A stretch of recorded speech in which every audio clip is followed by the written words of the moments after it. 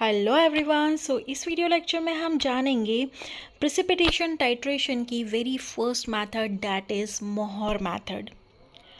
मोहर method is one of the method of precipitation titration और जिसे हम अर्जेंटोमेट्री टाइट्रेशन के टाइप में भी जानते हैं। क्यों अर्जेंटोमेट्री मीन्स जहाँ पर आप titrant as a silver nitrate use करें, मतलब ऐसा टाइट्रेंट जिसमें आपका सिल्वर आयन प्रेजेंट हो, उन टाइप के टाइट्रेशन को हम अर्जेंटोमेट्री टाइट्रेशन कहते हैं। और अर्जेंटोमेट्री टाइट्रेशन में ही एक मेथड आती है मोहर method. Okay, so Mohr method is commonly used method in analytical chemistry for determination of chloride ions in the solution.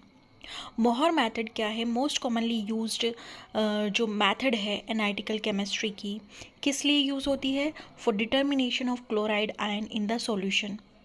For example, आपको कहीं वाटर सैंपल दिया गया किसी नाले का या किसी नदी का।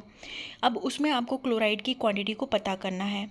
ओके, सो उस वाटर में क्लोराइड का कंटेंट कितना है वो आप कैसे निकालेंगे? With the help of Mohr method. Okay, so Mohr method uses potassium chromate as a indicator. Mohr method में एक स्पेसिफिक चीज़ ये है कि यहाँ पर जो इंडिकेटर यूज़ होता है वहाँ पर क्रोमेट आयन का होना बहुत ज़रूरी है, potassium chromate. Okay, and in titration of chloride sample with the silver nitrate is used as a standard solution। और मोहर मेथड में क्रोमेट इंडिकेटर के साथ साथ जो टाइट्रेंट यूज़ होता है वो होता है स्टैंडर्डाइज सिल्वर नाइट्रेट का solution.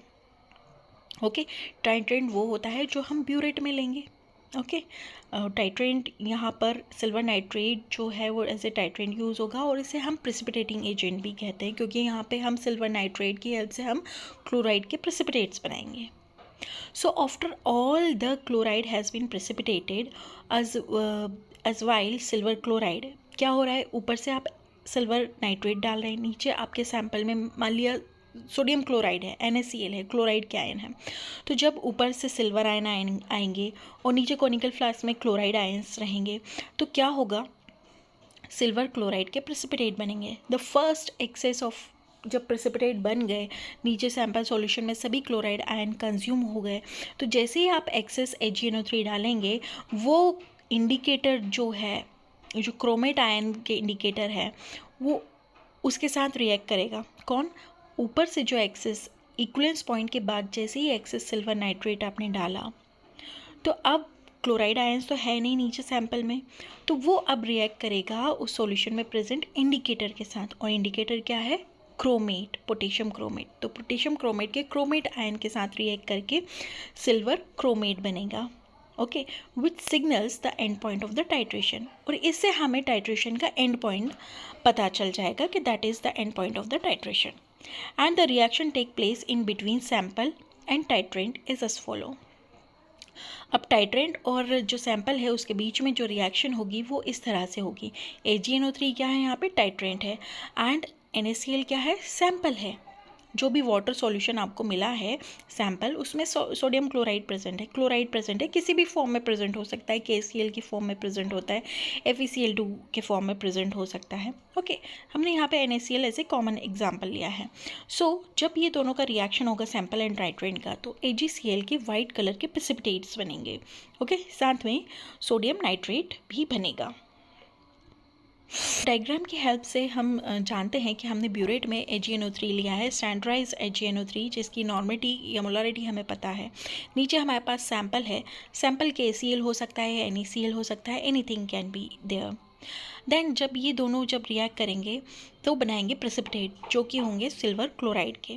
So when silver ion are involve in titration, जब जब सिल्वर आयन टाइट्रेशन में इन्वॉल्व होते हैं उस टाइप के टाइट्रेशन को हम अर्जेंटोमेट्रिक टाइट्रेशन कहते हैं।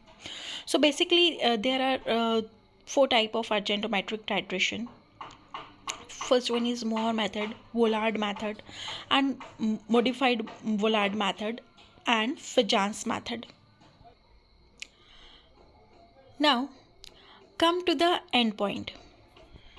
टाइट्रेशन का एंड पॉइंट आएगा जब नीचे सैंपल में क्लोराइड आयन कंज्यूम हो चुका है, सारे प्रिसिपिटेट्स बन चुके हैं उसके, तो एंड पॉइंट पे क्या होगा, ऊपर से जैसे ही आपने एक्सेस में AgNO3 डाला, तो AgNO3 के सिल्वर आयंस जो हैं वो इंडिकेटर के क्रोमेट आयन के साथ रिएक्ट करेंगे और रेड कलर के प्रिसिपिटेट बनाएंगे। ये रेड कलर के प्रिसिपिटेट सिल्वर क्रोमेट के बनेंगे।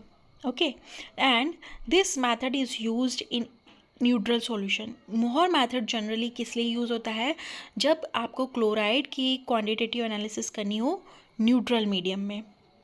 यहाँ पर मोहर मेथड एसिडिक सॉल्यूशन के लिए यूज़ नहीं होती है, क्योंकि एसिडिक सॉल्यूशन में जो प्रेसिपिटेट्स हैं वो डिज़ोल्व हो जाते हैं।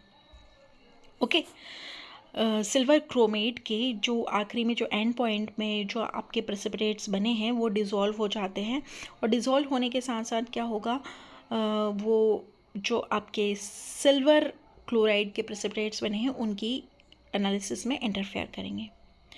और इस मेथड को हम अल्कली सॉल्यूशन के लिए भी यूज़ नहीं कर सकते, because it make precipitate of silver hydroxide.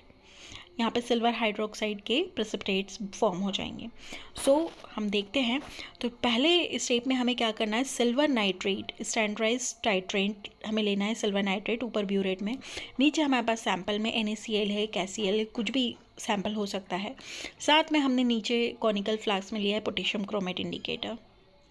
हमने रिएक्शन किया, रिएक्शन फर्स्ट होगी सैंपल और सिल्वर नाइट्रेट के बीच में, और जब इक्विवेलेंस पॉइंट आ जाएगा तो सिल्वर नाइट्रेट और हमारे इंडिकेटर के बीच में रिएक्शन होगी और रेड कलर के प्रेसिपिटेट्स बनेंगे। इस तरह से हमें end point of the reaction find out हो जाएगा। Now come to the advantage of Mohr method. Mohr method का क्या एडवांटेज है? पहली बात तो ये सिंपल मेथड है, यहाँ पर जो भी मटेरियल यूज़ हो रहा है वो रेडली अवेलेबल है और चीप है। ओके, सेकेंड, मोहर method provide accurate result when perform correctly. जब हम इसे परफॉर्म करते हैं, करेक्टली परफॉर्म करते हैं, तो ये हमें हाई एक्यूरेसी रिजल्ट प्रोवाइड करता है। Then the result can be very reproducible and reliable. High precision results can be found. Okay, now come to the disadvantage. Disadvantage ये है कि एट द एंड पॉइंट आप कैसे डिटरमाइन कर रहे हैं, बाय विजुअल ऑब्जर्वेशन, देख कर पता कर रहे हैं। ओके, समटाइम हम ज़्यादा एक्सेस में टाइट्रेंट डाल देते हैं, so it become some difficult case to, हम विजुअल ऑब्जर्वेशन में समटाइम मिस्टेक कर देते हैं what is the end point of that titration.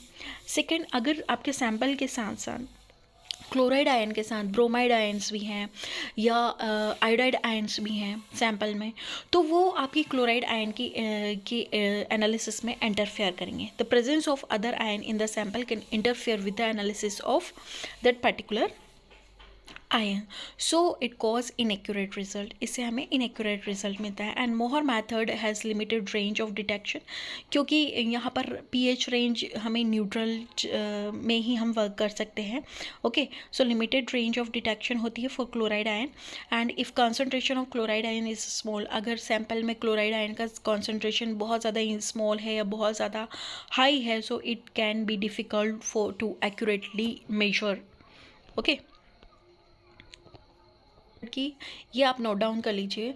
Application, the Mohr method can be use for determination of halides ions like chloride, bromide, iodide, and it can be used for determination of many drugs containing halides